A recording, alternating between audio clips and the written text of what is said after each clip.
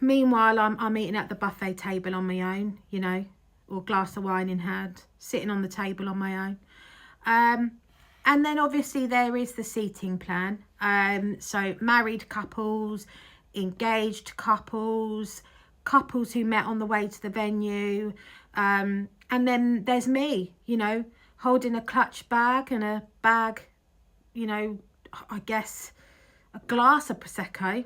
I was going to say bottle, but a glass of Prosecco, you know, like the emotional support items you've got.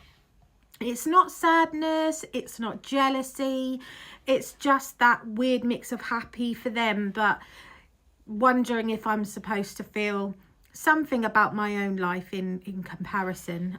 Sometimes I do, most of the time I don't. Depends on the lighting and how many Proseccos I've had, really. And then obviously there is the dance floor, couples swaying in their little bubble of romance while I'm vibing with the DJ because he's the only man giving me consistent attention all night.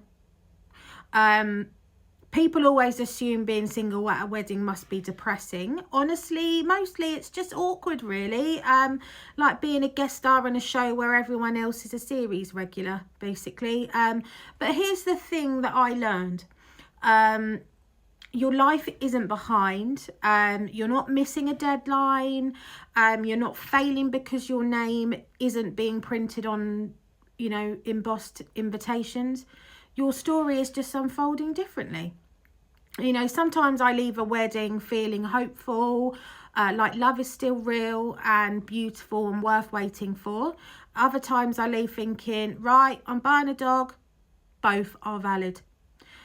Being the single guest doesn't mean you're alone, because I definitely don't feel like that.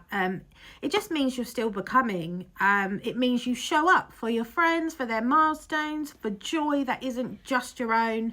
And maybe one day you'll have your moment too, or maybe you won't. And your life will still be full, rich and meaningful in no ways, you know, in ways no table plan could ever capture.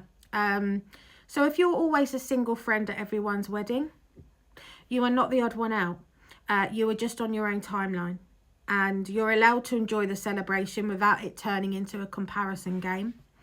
But I'm curious, how does your wedding guest survival strategy look? Are you a dance floor warrior, a bar area philosopher, or the one befriending grandparents? Because I do that and they all end up loving me because I'll chat away. Either way, you're doing just fine. Remember that. Thank you.